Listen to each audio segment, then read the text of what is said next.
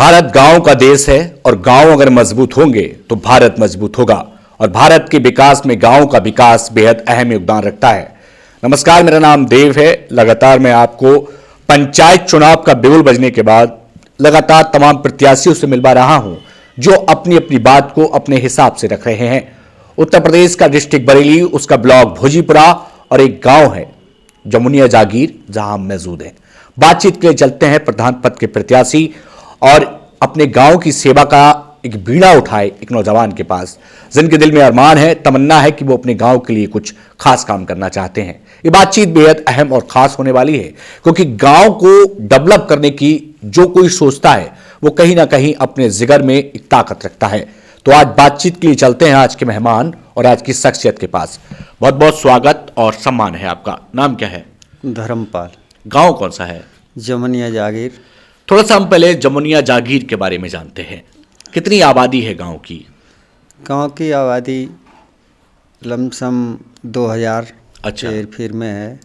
यहाँ की वोटिंग जो वोटर हैं जी, वो करीब 1000 के लगभग हैं। 1000 वोटर हैं। 1000। गांव के जो प्रधान जी हैं वो इसी गांव से चुने जाते हैं? जी। कोई अन्य पंचायत शामिल नहीं है? नहीं, सिंगल गांव है। धर्मपाल जी, जैसा आपका नाम है धर्मपाल, विकास भी एक धर्म की तरह है।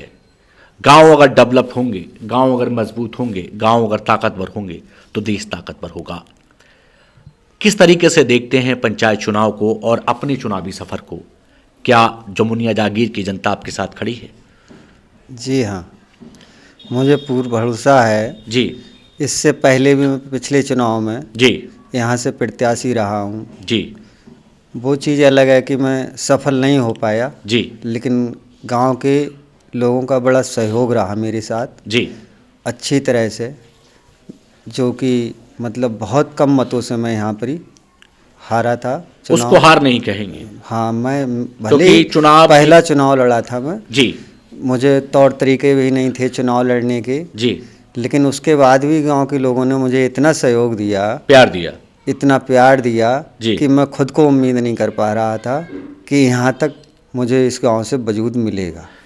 जब आप प्रधानी के चुनाव की बात करते हैं तो गांव का आदमी उम्मीद भरी नजरों से देखता है। जी हाँ, क्योंकि गांव का प्रधान केवल प्रधान नहीं, गांव की ताकत होता है। ताकत। अगर आपको यहाँ की जनता चुनती है तो कई विकास के काम अधूरे नजर आते हैं, जी अभी भी कच्चे घर नजर आते हैं। जी। किस तरीके से उन पर काम किया जाएगा? सबसे पहले मेरा मेन मकसद जो है वो यही है जी कि जैसे आज के दौर में जी जो हमारे प्रदेश के मुख्यमंत्री जी हैं, जी माननीय सत्ता में सरकार है उनकी, जी और इससे पिछले भी सरकारें रही हैं, जी तो आज की सरकार जो है जी इससे पहले तो हमने विपक्ष में काटी हैं। जी मैं एक पक्का भाजपाई हूँ। जी चाहे कोई सी भी सरकार आई, जी। कुछ भी रहा, जी क्योंकि मैं एक आरएसएस से जुड़ा हुआ व्यक्ति हूँ। जी काफ़ी समय मैंने आरएसएस में रह के काम किया। सेवा की है, जहाँ की कोई वेतनमान या इस तरीका हाँ, की कोई लागू हाँ, नहीं होती जी, है, जी, जी। केवल सेवा का ही भाव होता है। अब आप अपने गांव की सेवा करना चाहते हैं। अब मेरा मकसद ये है, जब हम एरिया में निकलते जी। हैं तो लोग सेवा करते हैं। हमने दूसरी जगह सेवा की है, जहाँ तहाँ जा के, जी ठीक।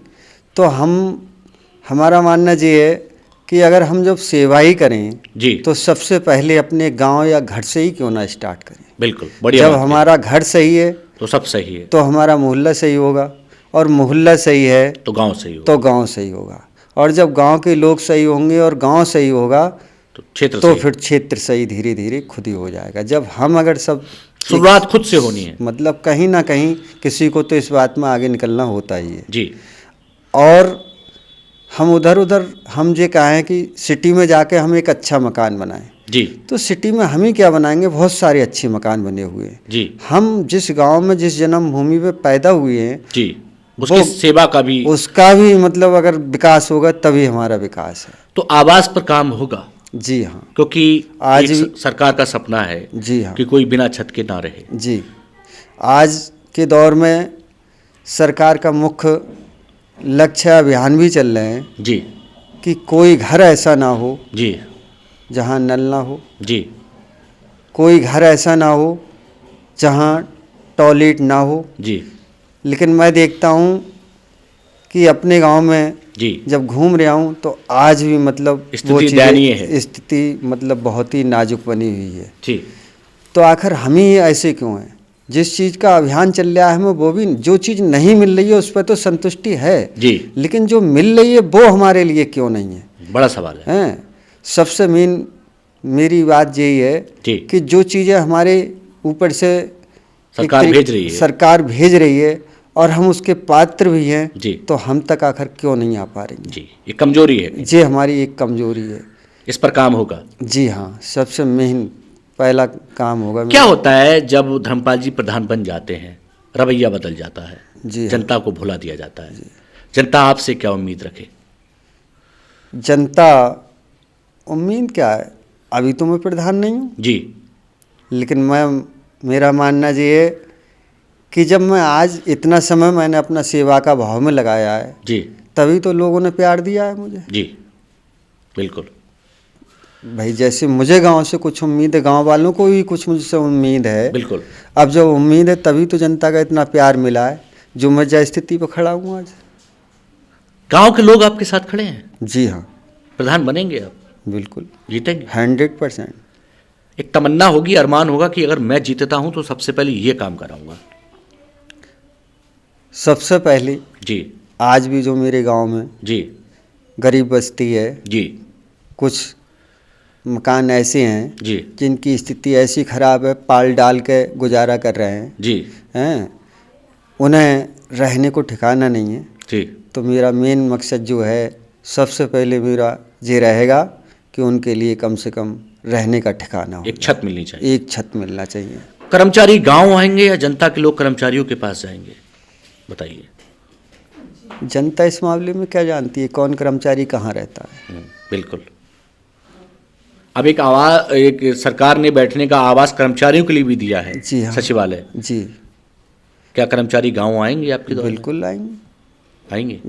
गांव का तो एक आदमी, मतलब गांव का जो व्यक्ति होता है जी। वो बहुत ही सीधा साधा भोला भाला होता है। जी उसे कुछ मतलब कुछ हर चीज़ से अज्ञात होता है। जी क्योंकि वो जब कभी बरेली जा ही नहीं रहा है, जी तो उसे पता क्या कि कहाँ होके कौन सा रूट गया है। जी तो वो एक अनजान होता है।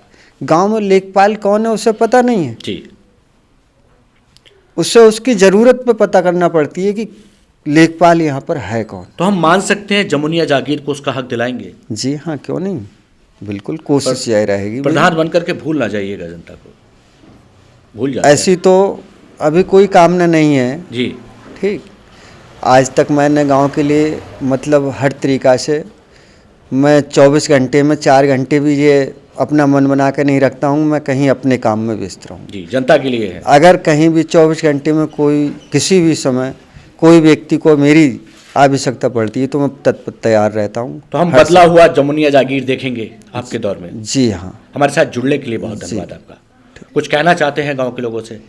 गांव से मैं यही निवेदन करता हूं, अगर गांव वालों का साथ रहा जी और उनने मुझे पिछले सत्र के ही तरह ही प्यार दिया, जी तो यदि अगर वो हमारा करेंगे समर्थन, जी तो आने वाले टाइम में जी। हम करेंगे गांव का परिवर्तन।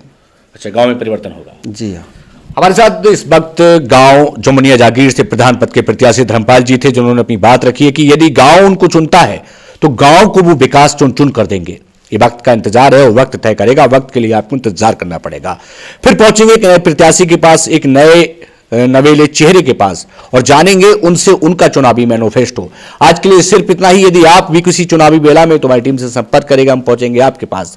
लेकिन ये जनता है, ये पब्लिक है, ये वक्त पर तय करती है कि किसको प्रधान बनाना है और किसको नहीं बनाना है। फिलहाल धर्मपाल जी का कहना है कि जमुनिया जागीर को उसका हक दिलाने के लिए वो पूरी कोशिश करेंगे, पूरी लड़ाई लड़ेंगे। तब तक के लिए आप हमारे साथ बने रहिएगा। आज के लिए नमस्कार।